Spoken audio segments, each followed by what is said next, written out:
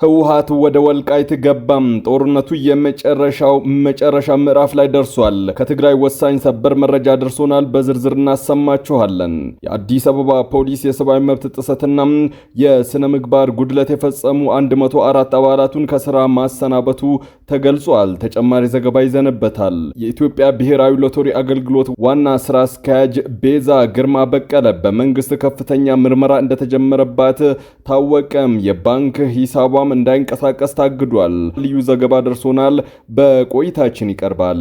የተባበሩት መንግስታት ድርጅት የህፃናት መብቶች ኮሚቴ በኢትዮጵያ በህፃናት ላይ የተፈጸሙ ያሉ የመብት ጥሰቶች ዙሪያ ስጋቱን ገልጿል። ክቡራትና ክቡራን የጥበብ ሚዲያ ቤተሰቦች በዛሬው ቆይታችን እነዚህንና ሌሎችንም ሀገር አቀፍ መረጃዎችን በዝርዝር ወደ እናንተ እናቀርባለን።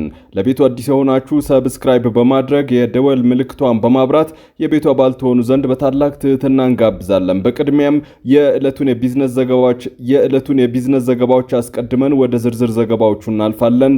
ጥበብ ሚዲያ የህዝብ ድምጽ ነው። ዛሬ በኢትዮጵያ ንግድ ባንክ አንድ የአሜሪካን ዶላር 151 ብር ከ6 ሳንቲም ተገዝቶ 154 ብር ከ6 ሳንቲም ይሸጣል። ፓውንድ ስተርሊንግ 198 ብር ከ3 ሳንቲም ተገዝቶ 202 ብር ከ3 ሳንቲም ይሸጣል።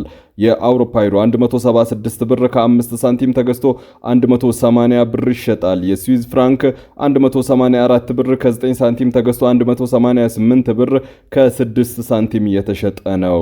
የኩዌት ዲናር 484 ብር ከ6 ሳንቲም ተገዝቶ 494 ብር ከ2 ሳንቲም ይሸጣል። የቻይና ዩዋን 21 ብር ተገዝቶ 21 ብር ከ4 ሳንቲም የሚሸጥ ሲሆን የተባበሩት አረብ ኤምሬቶች ድርሃም 41 ብር ከ2 ሳንቲም ተገዝቶ 42 ብር ከ1 ሳንቲም ይሸጣል።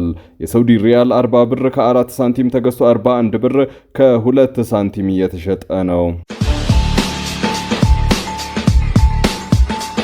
የአዲስ አበባ ፖሊስ የሰብአዊ መብት ጥሰትና የስነ ምግባር ጉድለት የፈጸሙ 104 አባላቱን ከስራ አሰናበተም። የአዲስ አበባ ፖሊስ ኮሚሽን ባለፉት 6 ወራት ብቻ የሰብአዊ መብት ጥሰትና የስነ ምግባር ጉድለት ተግባራትን በፈጸሙ 104 አባላቱ ላይ ከስራ ማሰናበት እርምጃ መውሰዱን አስታውቋል። ይህ የተገለጸው የኮሚሽኑ ኮሚሽነር ጌቱ አርጋው በአዲስ አበባ ከተማ ምክር ቤት ሁለተኛው መደበኛ ጉባኤ ላይ ቀርበው ከምክር ቤቱ አባላት ለተነሱ ጥያቄዎች ምላሽ በሰጡበት ወቅት ነው። ኮሚሽነር ጌቱ እንደገለጹት እርምጃው የተወሰደው ህዝብን በታማኝነት ማገልገልና በተደጋጋሚ ትምህርት ተሰጥቶ ሊታረሙ ባለመቻላቸው ነው ብለዋል። ይህ እርምጃ ተቋሙን በሰው ኃይል ለማዘመንና በህዝብ ዘንድ አመኔታን ያተረፈ ለማድረግ እየተከናወነ ያለው ሪፎርም አካል መሆኑን አክለው ገልጸዋል። ህዝብ ቅሬታ ከሚያነሳባቸው ጉዳዮች አንዱ በሆነው የትራፊክ ደንብ መጣስና የተሽከርካሪ ታርጋ መፍታት ዙሪያ ኮሚሽኑ ማብራሪያ ሰጥተዋል። ታርጋ የመፍታት አሰራርን በዘላቂነት ለማስቀረት የቴክኖሎጂ ለውጥ እየተደረገ ነው ያሉት ኮሚሽነሩም አዲስ የተጀመረው የታርጋ ለውጥና የቁጥጥር ስርዓት በእጅ የሚደረግ የታርጋ መፍታት ሂደትን በቴክኖሎጂ ቁጥጥር እንደሚተካ አስረድተዋል። በተጨማሪም ኮሚሽነሩ ጌቱ ከህገወጥ ስደተኞች ቁጥጥር ጋር በተያያዘም ከፌዴራል ፖሊስና ከኢሚግሬሽን እንዲሁም ከሌሎች የደህንነት አባላት ጋር በቅንጅት እየተሰራ መሆኑን ጠቁመዋል። ፖሊስ አዲስ አበባ ያላትን ዓለም አቀፋዊ የዲፕሎማሲ ማዕከልነት ደረጃን የሚመጥን ተቋም ለማድረግ የሚያከናውነው ዘርፈ ብዙ የሪፎርም ስራ ተጠናክሮ እንደሚቀጥል ቃል ገብተዋል ሲል ዘገባው አመላክቷል። የተባበሩት መንግስታት ድርጅት የህፃናት መብቶች ኮሚቴ በኢትዮጵያ በህፃናት እየተፈጸሙ ባሉ የመብት ጥሰቶች ዙሪያ ስጋቱን ገለጸ። የተባበሩት መንግስታት ድርጅት የህፃናት መብቶች ኮሚቴም በኢትዮጵያ በህፃናት ላይ የተፈጸሙ ያሉ እንደ ግድያና የአካል ማጉደል፣ የጾታ ጥቃት፣ ጠለፋና የሰብአዊ እርዳታ ማገድን የመሳሰሉ ከባድ የመብት ጥሰቶች በከፍተኛ ሁኔታ መጨመራቸውን በመግለጽ ስጋቱን ገልጿል። ኮሚቴው ይህንን ያሳወቀው የበርካታ አባል ሀገራትን ወቅታዊ ሁኔታ በቅርቡ በገመገመበት ጉባኤው ላይ ነው። ኮሚቴው በትጥቅ ግጭት ሳቢያ ጉዳት የደረሰባቸው ያሉ ህፃናትን በተመለከተ የኢትዮጵያ መንግስት የሚመለከታቸውን ዓለም አቀፍ ህጎችን እንዲያከብር፣ ከባድ የመብት ጥሰቶችን እንዲያስቆምና እንዲከላከል እንዲሁም ሰብአዊ እርዳታ በወቅቱና ያለምንም እንቅፋት እንዲደርስ እንዲፈቅድ አሳስበዋል። በተጨማሪም ኮሚቴው መንግስት በየካምፖቹ የሚገኙ ህፃናትን ለይቶ ለማውጣትና ለህፃናት ጥበቃ ተዋናዮች አሳልፎ ለመስጠት እንዲቻል አስቸኳይ ምቹ ሁኔታ እንዲፈጥርም ጠይቀዋል። እንዲሁም በህፃናት ላይ ጥቃት የፈጸሙ አካላት ተጠያቂ እንዲሆኑ፣ ለግጭት ሰለባ የሆኑ ህፃናትም የስነ ተዋልዶና ጤና አገልግሎትን ጨምሮ የሕክምና እንክብካቤ፣ የስነ ልቦና ድጋፍና የህግ እርዳታ እንዲቀርብላቸው ጥሪ አቅርበዋል። በአማራ ክልል በጸጥታ ችግር ምክንያት ለረጅም ጊዜ ተዘግቶ የቆየውና ከባህር ዳር ወደ አዴት እንዲሁም ወደ ሞጣ ቀራኒዮ ከተማዎች የሚወስደው ዋናው አስፋልት መንገድ ዳግም ለአገልግሎት ክፍት መሆኑ ተሰማ። ለአንድ ዓመት ያህል ዝግ ሆኖ የቆየው ይህ ወሳኝ የንግድና የትራንስፖርት መስመር እንዲከፈት የተወሰነው በክልሉ ያለውን ጸጥታ የሚመራው 8 አባላት ያሉት የክልሉ አስተባባሪ ኮሚቴ ባደረገው ግምገማ መሆኑን ምንጮች ጠቁመዋል። መንግስት ቀደም ሲል መንገዱን የዘጋው በአካባቢው ታጥቀው የሚንቀሳቀሱ ኃይሎች እንቅስቃሴን ለመግታት እንደነበረ በወቅቱ መዘገባችን የሚታወስ ሲሆን አሁን ላይ የተገኘው አንጻራዊ ሰላም መንገዱን ለመክፈት እድል ሰጥቷልም ተብሏል። ይህ መንገድ ተዘግቶ በቆየባቸው ወራቶች መንገደኞችም ሆነ የጭነት ተሽከርካሪዎች ከአዲስ አበባ ወደ ባህር ዳር ለመጓዝ በፍኖተ ሰላም በኩል ያለውን አማራጭ መንገድ ብቻ እንዲጠቀሙ ተደርጎ ቆይቷል። ይህም በመንገደኞች ላይ እንግልትን፣ በንግድ እንቅስቃሴ ላይ ደግሞ ተጨማሪ ወጪና መዘግየትን ሲፈጥር መቆየቱ ይታወቃል። የመንገዱ መከፈት ይህንን ጫና በከፍተኛ ሁኔታ እንደሚቀንሰውም ተስፋ ተጥሎበታል። የባህር ዳር አዴት ሞጣ መስመር ቢከፈትም በምስራቅ ጎጃም ዞን በኩል ያለው የትራንስፖርት እንቅስቃሴ ግን አሁንም ሙሉ በሙሉ ወደ ቀደመ ሁኔታ አልተመለሰም።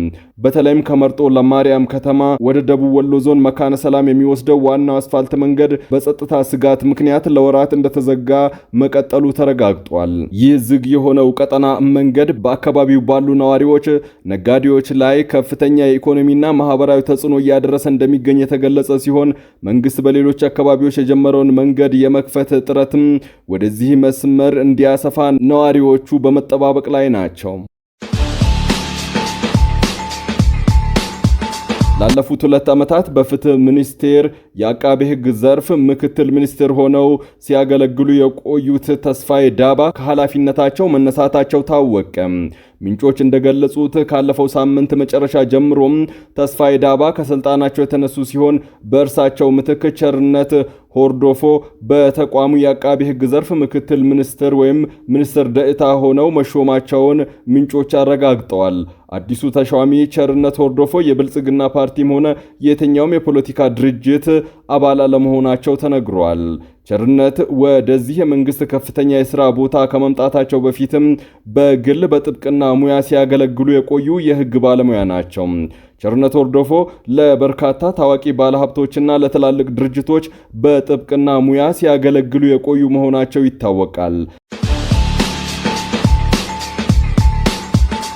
የኢትዮጵያ ብሔራዊ ሎተሪ ዋና ስራ አስኪያጅ ቤዛ ግርማ በቀለ በመንግስት ከፍተኛ ምርመራ እንደተጀመረባቸው የባንክ ሂሳባቸው እንዳይንቀሳቀስ ታግዶ ምርመራ እየተደረገባቸው እንደሚገኝ ተሰማ። የፍትህ ሚኒስቴር ለሁሉም ባንኮች ባስተላለፈው ይፋዊ ደብዳቤ የዋና ስራ አስኪያጇ ቤዛ ግርማ በቀለ የባንክ ሂሳብ እንዲታገድ ትዕዛዝ ሰጥቷል። እንደ ምንጮች ገለጻ ሚኒስትሩ በላከው የ30 ሰዎች ዝርዝር ውስጥ ስራ አስኪያጇ በአንደኛ ተራ ቁጥር ላይ ተቀምጠዋል። በዝርዝሩ ውስጥ የስራ አስኪያጇ የቅርብ ቤተሰብ እህትና ወንድሞችን ጨምሮ ጓደኞቻቸው እንደሚገኙበት ታውቋል። ምርመራ የተጀመረው መንግስት ሰሞኑን የሀገር ሀብት ዘርፈዋል በሚል በጠረጠራቸው የስፖርት አወራራጅ ቤቲንግ ድርጅቶች የገንዘብ አስተላላፊ ተቋማት ላይ እየተካሄደ ካለው ሰፊ ኦፕሬሽን ጋር ተያይዞ መሆኑ ተመላክቷል። የብሔራዊ ሎተሪ አገልግሎት ታህሳስ 6 ጀምሮ የበርካታ የስፖርት አወራራጅ ድርጅቶችን ፈቃድ መሰረዙ ይታወሳል። ምርመራ እንደተጀመረባቸው ያወቁት ስራ አስኪያጇ ከቅርብ ጊዜ ወዲህ በቢሮአቸው የሚኖራቸው ቆይታ የቀነሰ ሲሆን አልፎ አልፎ ወደ ቢሮ ሲመጡ ሰራተኞቻቸውና ባለጉዳዮችን በማይጠቀሙበት የጓሮ በር በኩል ሹልክ ብለው እንደሚገቡና እንደሚወጡ የውስጥ ምንጮች ገልጸዋል። በተቋሙ ውስጥ ቀደም ብሎ በስራ አስኪያጇ ቤዛ ግርማ የቀድሞ ምክትል ስራ አስኪያጅ ዮዲት ወልዴ መካከል በህጋዊ ሂደቶች ዙሪያ ከፍተኛ አለመግባባት ተፈጥሮ እንደነበረ ይታወሳል። ይህን ተከትሎ የቦርድ ሰብሳቢው ተወልደ አጥናፉ በፈረሙበት ደብዳቤ ምክትል ስራ አስኪያጇ ከኃላፊነታቸው መነሳታቸው ይታወሳል። ተቋሙ ለወራት ያለ ምክትል ስራ አስኪያጅ ከቆየ በኋላም ከዚህ ሳምንት መጀመሪያ ላይ አንስቶ እንዳለ መኮንን ሽፈራው የተባሉ ግለሰብ የተቋሙ ምክትል ስራ አስኪያጅ ሆነው በቦርድ መሾማቸውም ታውቋል። ይህ የምርመራ ውጤት በተቋሙ ቀጣይነት ስራዎችና በስፖርት አወራራጅ ድርጅቶች ቁጥጥር ላይ ምን አይነት ተጽዕኖ ይኖራል የሚለው ጉዳይ በብዙዎች ዘንድ ትኩረትን ስቧል። ምርጫ ቦርድ የእጩዎችን ምዝገባ ጊዜ አራዘመ። እስካሁን ድረስ 57 የፖለቲካ ፓርቲዎች ምዝገባ ማካሄዳቸው ተጠቁሟል። የኢትዮጵያ ብሔራዊ ምርጫ ቦርድ ለሰባተኛው ሀገር አቀፍ ምርጫ የእጩ ምዝገባዎችን የጊዜ ሰሌዳ ማራዘሙን አስታውቋል። ቦርዱ ይህንን ውሳኔ ያስተላለፈው የፖለቲካ ፓርቲዎችና የግል እጩዎች በሂደቱ ላይ ተጽዕኖ ያሳደሩ ቴክኒካዊና የአሰራር ችግሮችን ካቀረቡ በኋላ ነው። ቦርዱ ትላንት ባወጣው መግለጫም የካቲት 1 ቀን 2018 እንዲያበቃ ተወስኖ የነበረው የእጩ ምዝገባ የጊዜ ሰሌዳም እስከ የካቲት 16 2018 ድረስ መራዘሙን አስታውቋል። የኢትዮጵያ ብሔራዊ ምርጫ ቦርድ በመግለጫው ከጥር 1 2018 ጀምሮ በ42 በተናጠል 15 በሁለት የተለያዩ ቅንጅቶች በአንድ ግንባር ፖለቲካዊ ፓርቲዎች የተመዘገቡ ሲሆን የግል እጩዎች እንዲሁም በመመዝገብ ሂደት ላይ መሆናቸውን ገልጿል። እንደ ቦርዱ ገለጻ በርካታ የፖለቲካ ፓርቲዎች በምክክር መድረኮችና በጽሁፍ ባቀረቧቸው ጥያቄዎች በተቋሙ የጊዜ ሰሌዳ ገደብ ውስጥ ምዝገባውን ለማጠናቀቅ መቸገራቸውን በመጥቀስ ጊዜው እንዲራዘምላቸው ጠይቀዋል። የህወሓት ኃይል በተለያዩ አቅጣጫዎች ወደ ወልቃይት መንቀሳቀሱንና ታጣቂ ቡድኑ ወደ ወልቃይት ግባ የሚል ትዕዛዝ እንደተሰጠው ከስፍራው የደረሰን መረጃ አመላከተ። ሶስት ምንጮች የህወሓት ወታደሮች ወደ ወልቃይት አቅጣጫ መንቀሳቀሳቸውን አረጋግጠዋል። እንደ ምንጮቹ ገለጻ በዋልድባ አቅጣጫና በሽራሮ እንዲሁም በሱዳን አቅጣጫ ነው የተንቀሳቀሱት። ከዚህ በተጨማሪ ባለፈው ሳምንት በጠለምት በነበረ ውጊያ የተሳተፈው አርሚ 35 የተባለው የህወሓት ኃይል ሽሬ ከተማ እንዲቆይ መደረጉን ምንጮች አረጋግጠዋል።